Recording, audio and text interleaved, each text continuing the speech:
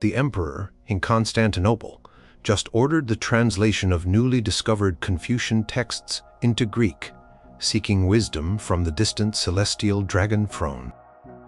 Londinian, Paris, and even Chile Vindobona now boast magnificent Orthodox cathedrals, their domes glittering with mosaics, and street signs are in both local tongues and official Greek. Scholars in the Grand Library of Alexandria, bigger and more wondrous than ever, debate astronomical theories using brass astrolabes based on designs refined over 1,000 years. Chariot races in the Hippodrome of Constantinople draw bigger crowds than any gladiatorial game ever did, with the blues and greens factions having political influence that reaches the imperial palace. Pope, now the Patriarch of Rome, pledges his spiritual allegiance to the ecumenical patriarch in the world's eye city, Constantinople. Explorers flying the Chi-Rho banner have established a thriving colony called Nova Byzantium across the great Western Ocean, sending back strange new crops like potatoes and tomatoes. Number 9. The Lordship of the Niger. Way down south of the Saharan sands, a powerful empire hums with life. This is the Lordship of the Niger. Its capital, a sprawling city of baked earth and vibrant markets, sits astride the great Niger River, a source of life and a highway for trade.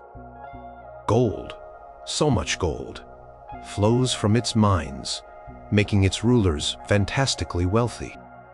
This isn't some backwater. The Lordship boasts universities where scholars debate theology, astronomy, and mathematics, often in Arabic, which became a language of learning here through ancient trade routes. Their armies are vast, with regiments of disciplined spearmen, skilled archers, and heavy cavalry decked out in quilted armor and iron helms. They've even started to experiment with gunpowder weapons traded from North African merchants connected to the Byzantine sphere. Current Mansa, a title meaning ruler of rulers, is known for his piety and his incredible building projects, including grand mosques and public baths. While nominally independent, the Lordship maintains careful diplomatic ties with the Byzantine Exarchates in North Africa, trading gold and ivory for manufactured goods, salt, and importantly, horses for their cavalry. Byzantine traders are a common sight in their markets. Marveling at the elaborate textiles and intricate metalwork, there are even whispers that a Byzantine princess was once offered in marriage to a previous Mansa to secure a particularly important trade deal, though imperial records in Constantinople are politely silent on the matter. The Lordship's influence stretches for hundreds of miles, with many smaller kingdoms paying tribute. They are a testament to the vibrant civilizations that can flourish in seemingly challenging environments, a beacon of prosperity and learning in West Africa, and a power that even mighty Constantinople treats with respect, if from a distance. Their unique blend of local traditions and Islamic scholarship has created a culture that is both deeply spiritual and fiercely proud. Don't underestimate them. Their emissaries, clad in brilliant blue robes, have been known to negotiate trade terms that leave even seasoned Byzantine diplomats impressed. Number 8. The Kingdom of Thule. Up in the icy north, where the auroras dance in the winter sky, lies the formidable Kingdom of Thule, forged from a union of Norse Geatish, and even some Anglian and Saxon holdouts who refused Byzantine rule centuries ago. Thule is a maritime power unlike any other. Their longships evolved from ancient Viking designs, but now larger and more robust, are capable of traversing the stormiest seas. While much of Britain, or Britannia Minor, as it's often called in official Byzantine texts, is under the firm grip of a Byzantine archon, the northern reaches and the Scandinavian homelands remain stubbornly independent under their High King, who is often elected from among powerful jarls. They are known for their fierce warriors, their intricate knotwork art, and their surprising adaptability. While many still follow the old gods, a unique form of northern Christianity which acknowledges the Patriarch of Constantinople but maintains many local rites and saints has taken hold, often spread by hardy monks who are as good with an axe as they are with a prayer book. Thule's economy thrives on fishing, whaling, and the fur trade, with their merchants venturing far into the northern wilderness and even across the icy western sea to Vinland Magna, a vast, cold landmass they discovered generations ago and where they maintain small, hardy settlements that trade furs and walrus ivory. These northern traders are a common, if sometimes boisterous, sight in the Byzantine-controlled ports of Londinium and Jorvik, trading their northern goods for wine, grain, and Byzantine steel, which they admit is of superior quality. The Byzantine Empire, while viewing them as somewhat unruly barbarians, respects their naval prowess and often hires Thulean mercenaries, known as the Varangian Guards, northern cousins, for service in their fleets, especially in the stormy North Sea. Relations are a complex dance of trade, occasional raiding, though less so now than in centuries past, and wary respect. King of Thule recently sent a gift of 12 massive polar bears to the emperor in Constantinople, a gesture that was seen as both a sign of friendship and a subtle reminder of Thule's wild strength. Number 7. The Swahili Maritime League. Imagine a string of glittering city-states dotting the East African coast, their harbors filled with ships from Arabia, Persia, India, and even the distant lands of the Spice Islands. This is the Swahili Maritime League, a loose confederation of powerful merchant ports like Kilwa, Mombasa, Zanzibar, and Sofala.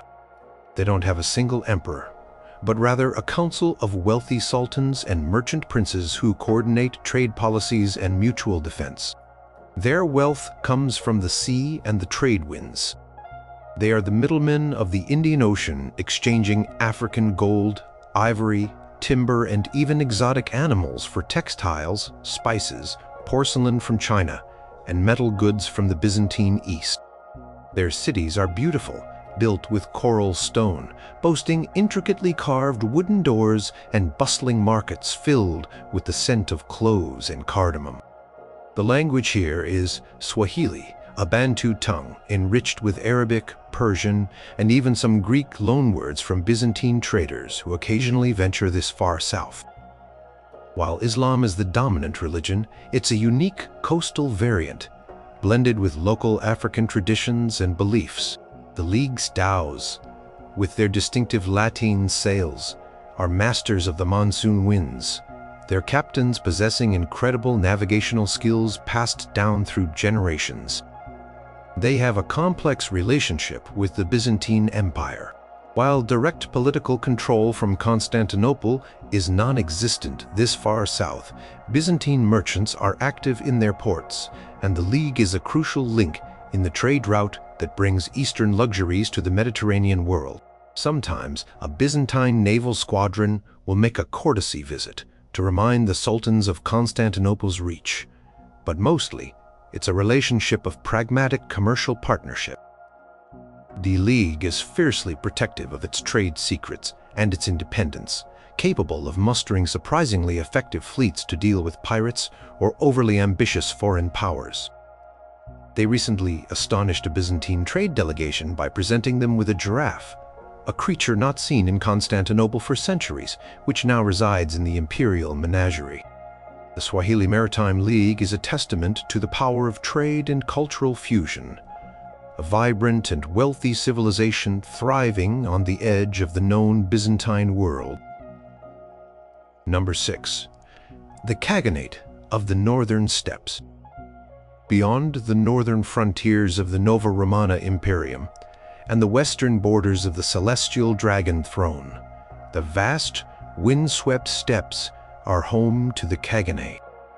This isn't a settled empire in the way Constantinople or Beijing are, but a sprawling, ever-shifting confederation of nomadic and semi-nomadic Turkic and Mongolic tribes, united under a powerful Khagan, a leader believed to be touched by Tengri, the sky god. Their true cities are their vast encampments of yurts.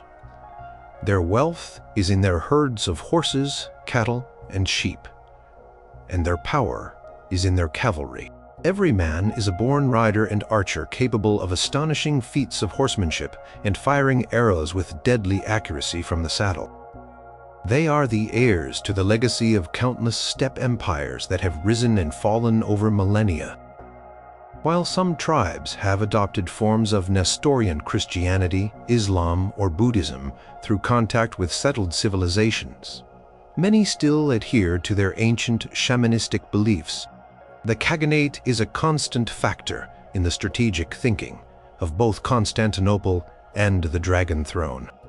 They can be valuable trading partners, supplying horses, furs, and hardy mercenaries.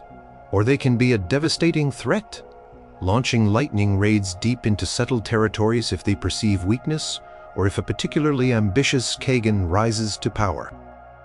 The Byzantines maintain a complex system of border forts, alliances with buffer tribes, and occasional punitive expeditions to keep the Khaganate in check, a policy they call steppe diplomacy. Similarly, the Great Wall of the Dragon Throne, constantly repaired and extended, is a testament to their wary relationship with these horse lords. Despite their barbarian label in some Byzantine chronicles, the Khaganate has a sophisticated internal organization, a strict code of laws, the yasa, adapted over generations, and a surprisingly efficient communication system using mounted messengers. They are masters of psychological warfare, their reputation often preceding them. A recent Khagan sent an ambassador to Constantinople who spoke fluent Greek, learned from a captive Byzantine scholar, a move that both impressed and unsettled the imperial court. The Khaganate remains a wild card, a force of nature that shapes the destinies of the great empires on its borders. Number 5. The Empire of the Sun Serpent. Across the vastness of the Oceanus Occidentalis, the Western Ocean, lies a land unknown to the ancients, but now a source of fascination and exotic goods for the Nova Romana Imperium. Here, nestled between steaming jungles and towering mountains, thrives the Empire of the Sun Serpent. This civilization, a powerful fusion of earlier city-states and cultures, is centered in a high-altitude valley, its capital a marvel of stone architecture, pyramids reaching for the sky, and bustling causeways over shimmering lakes. They are ruled by a divine emperor, the Kohu Aja, who is both high priest and supreme commander. Their religion is complex, involving a pantheon of powerful gods who demand elaborate ceremonies and, yes, still some ritual sacrifices, though on a lesser scale than in centuries past, partly due to cautious interactions with Byzantine missionaries who occasionally arrive with merchant fleet. The Sun Serpent Empire possesses advanced knowledge of astronomy, mathematics, they have a concept of zero, and a sophisticated hieroglyphic writing system. Their artisans create stunning works in gold, jade, and feathers. What makes them particularly formidable is their adaptation. While they initially lacked beasts of burden and iron weapons, contact with early, sometimes shipwrecked Byzantine explorers and traders centuries ago led to a slow but steady adoption of new technologies. They now have small but growing herds of horses, bred from stock acquired through clandestine trade or salvaged from wrecks, and their warriors, while still experts with obsidian-edged clubs and atlatls, now also field units with bronze-tipped spears, and even a few crudely made arquebuses, the designs copied and adapted with ramasses. Trade with Nova Byzantium. The imperial colony on the northern part of this new world is sporadic but growing. The Sun Serpent Empire offers gold, silver, vibrant, dyes, cocoa, and strange new plants in exchange for iron tools, worked metal, and sometimes forbidden knowledge of Byzantine technology. They are fiercely independent and deeply suspicious of outsiders, having witnessed the disruptive power the Byzantines can wield. Their warriors are disciplined and know their terrain intimately, making any thought of conquest a daunting prospect even for imperial legions. The emperor in Constantinople is said to be particularly fond of a type of hot, bitter drink made from cocoa beans, a delicacy imported at great expense from the sun serpent's domains. This empire is a reminder that civilization takes many forms and that the New World has ancient powers of its own. Number 4. The Hindu-Raj Federation. Imagine a subcontinent teeming with people, colors, and ancient traditions, a land of 1,000 gods and hundreds of languages. This is the Hindu-Raj Federation, a vast and complex tapestry of kingdoms, principalities, and republics, covering most of what we know as India. It's not a single, unified empire like Nova Roma, but rather a loose confederation bound by shared cultural and religious heritage and a pragmatic understanding of mutual benefit. Powerful Maharajas and Rajas rule their own domains, maintaining their own armies and distinct customs. But they send representatives to a Grand Council, the Chakra Sambha, which meets periodically in a rotating host city to discuss matters of common defense, interstate trade, and relations with foreign powers. The wealth of the Hindu Raj is legendary. Spices like pepper, cardamom, and cinnamon flow from its southern regions, while exquisite textiles, diamonds, and sophisticated metalwork are produced in its bustling cities. Their scholars have made profound advancements in mathematics. The numeral system the Byzantines use, often called Arabic, actually originated here, astronomy and philosophy. Great universities like Nalanda, though perhaps changed by time, continue to be centers of learning. Religiously, it's a diverse land, with vibrant Hindu traditions, flourishing Buddhist communities, especially in the east and north, Jain enclaves, and even small communities of Christians, some tracing their roots back to the Apostle Thomas, and Jews who found refuge here centuries ago. The Hindu-Raj Federation maintains a careful, mostly peaceful relationship with the Byzantine Empire and the Caliphate to its west. Trade is extensive. Byzantine merchants and ships are common in ports like Calicut and Cambay, exchanging Western goods, particularly gold and silver coins, which are often melted down and reminted, fine glassware and wine for Indian spices, silks, and cotton. The Federation's armies are massive, a mix of war elephants, cavalry, and vast numbers of infantry, but they are primarily geared towards defense and settling internal disputes rather than large-scale foreign conquests. They view the distant Byzantines with a mixture of curiosity and wary respect, sometimes sending ambassadors to Constantinople laden with exotic gifts like tigers and intricately carved ivory. Current emperor in Constantinople is said to have a particular fondness for philosophical debates with Brahmin scholars who occasionally accompany these delegations, marveling at the depth and antiquity of their thought. The Hindu-Raj Federation is a civilizatial giant, a source of immense wealth and profound wisdom, too large and too complex to be dominated, a vital node in the network of global powers. Number 3. The Caliphate of the Pure Path.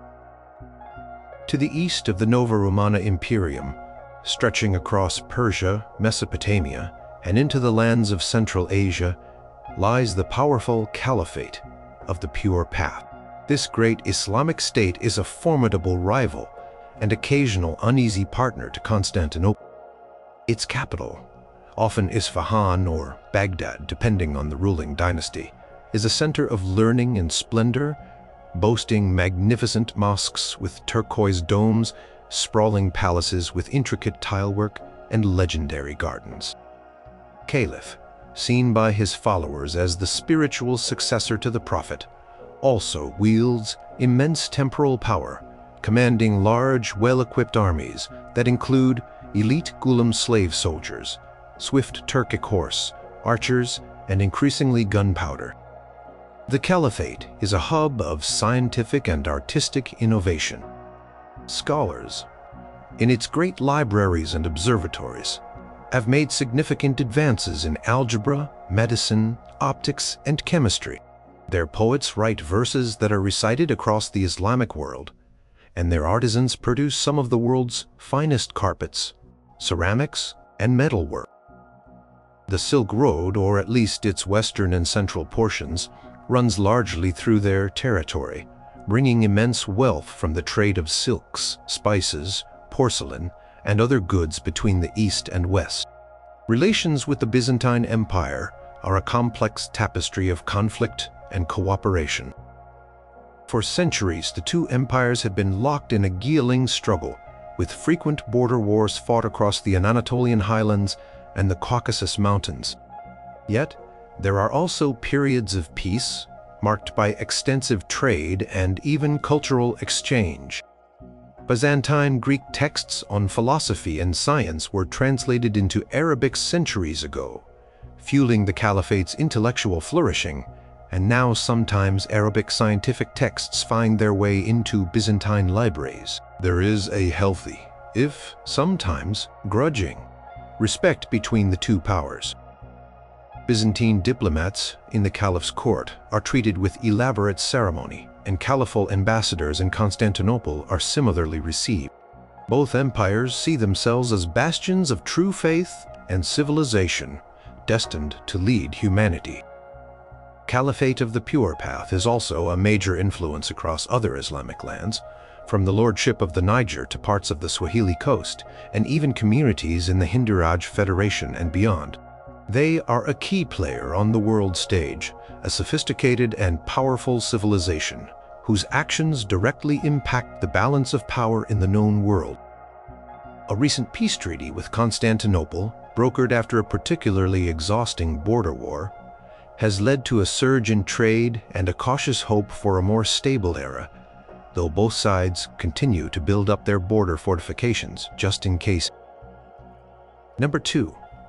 The Celestial Dragon Throne. Far to the east, beyond the steppes and the towering mountains, lies an empire of unimaginable scale and antiquity, the Celestial Dragon Throne, ruling over the vast lands of China. For millennia, various dynasties have held the mandate of heaven, governing a population that dwarfs even that of the Nova Romana Imperium. Current dynasty, known for its administrative efficiency and cultural brilliance, presides over a land of sprawling cities, intricate canal systems, and meticulously cultivated farmlands. Capital Beijing, or perhaps a restored Chang'an, is the largest city in the Eastern Hemisphere, a perfectly planned metropolis where the Son of Heaven performs the sacred rituals that ensure harmony between heaven and earth. The Dragon Throne commands immense resources. Its bureaucracy, staffed by scholar officials selected through rigorous examinations on classical texts, is the envy of many rulers. Armies are vast, equipped with crossbows, ingenious siege engines, and increasingly sophisticated gunpowder weapons, including cannons and rockets. Chinese junks. Some of the massive treasure ships ply the eastern seas, trading with Korea, Japan, and the kingdoms of Southeast Asia, bringing back tribute and exotic goods. Technologically, the Dragon Throne has often been ahead of the rest of the world, credited with inventions like paper, printing, the compass, and gunpowder itself, though its adoption for warfare took a different trajectory than in the West. Society is ordered according to Confucian principles, emphasizing hierarchy, respect for elders, and the importance of education. While largely self-sufficient, and historically somewhat inward-looking, the Dragon Throne is not entirely isolated. The Silk Road provides a tenuous link to the Caliphate, and through them to the Byzantine world. Occasional Byzantine embassies, often disguised as merchant caravans to avoid issues of protocol, as the Dragon Emperor expects all envoys to offer tribute, have reached the Chinese capital, returning with tales of unbelievable wealth and sophisticated culture. Chinese goods, particularly silk and porcelain, are highly prized in Constantinople, considered the ultimate luxuries. The Dragon Throne views the distant Nova Romana Imperium with a mixture of curiosity and mild disdain, seeing them as powerful outer barbarians who nevertheless possess some interesting qualities. There is no direct rivalry, as their spheres of influence are too distant. But there is a growing awareness of each other. Recently, a Byzantine scholar attached to a merchant mission managed to acquire a set of Confucian classics, which are now being translated in Constantinople, causing a stir in philosophical circles. The celestial dragon throne remains a largely self-contained universe, a superpower whose immense potential and ancient wisdom continue to shape the destiny of half the world, often in ways the West can only begin to comprehend. Number 1. The Nova Romana Imperium. And here it is the undisputed center of the world as its citizens see it, the Nova Romana Imperium, the restored Roman Empire with its glorious capital, Constantinople, the city of Constantine, the queen of cities. After the triumphant centuries-long Recuperatio Occidentis, the eagle once again flies over Rome, Paris, Alexandria, Antioch, Carthage, and countless other cities from the Pillars of Hercules to the Euphrates, and from the misty north of Britannia Minor down to the sands of Egypt. The emperor, the basileus, considered the vice-regent of God on earth, rules from the sprawling great palace in Constantinople, his authority absolute, his pronouncements law. Greek is the language of administration, the army, the church, and high culture, though Latin holds a venerable position and local vernaculars thrive in everyday life across the diverse provinces or themes. The Orthodox Christian faith, guided by the ecumenical patriarch in Constantinople, to whom the Patriarch of Rome and other ancient sees pledge allegiance, is the unifying spiritual force of the empire. Its churches adorned with breathtaking mosaics, and its monasteries centers of learning and prayer. The imperial bureaucracy is vast and highly organized, a well-oiled machine that collects taxes, administers justice, and manages public works on an unprecedented scale. Aqueducts, roads, bridges, and harbors are maintained and expanded across the vast territory. The imperial army and navy are the most powerful military forces on the planet. Legions, disciplined and heavily armored, equipped with advanced steel weapons and sophisticated siege artillery, including powerful trebuchets and increasingly cannons firing iron balls, guard the long frontiers. The imperial fleet, with its dromons and newer, larger galleasses, some even experimenting with rudimentary steam-powered paddle wheels for calm waters, commands the Mediterranean, Mare Nostrum, our sea, once again, and projects power into the Black Sea, the Red Sea, and even the Atlantic. Cities across the Imperium are flourishing. Rome, revitalized, boasts new forms and churches alongside its ancient wonders. Alexandria is a bustling port, and its grand library, rebuilt and expanded, is a beacon of scholarship, housing hundreds of thousands of scrolls and codices, with scholars delving into everything from classical philosophy to new theories of mechanics. Athens is a major university town. New cities have also risen, like the ones in Nova Byzantium, the thriving imperial colony across the Western Ocean which sends back gold, silver, new foodstuffs, and loyal citizens. The economy is robust, fueled by agriculture, manufacturing, especially silks, glassware, fine metalwork, and weapons, and extensive trade networks that connect the Imperium to nearly every other power on this list. Chariot racing in the hippodromes remains the most popular sport, with the blue and green factions holding immense sway. Art, architecture, and literature flourish, blending classical forms with Christian spirituality. Yet, this immense power is not without its challenges. Maintaining control over such a vast and diverse territory requires constant vigilance against internal dissent, ambitious generals, and external threats from the Caliphate, the Khaganate, or the northern barbarians of Thule. Court intrigue in Constantinople is legendary. But for now, the Nova Romana Imperium stands as the pinnacle of global power, a civilization that sees itself as the inheritor of all that is good and true, the guiding light for humanity, its destiny to endure for 1,000 more years. The emperor just recently commissioned a new, even larger dome for the Hagia Sophia, a symbol of the Imperium's enduring strength and divine favor.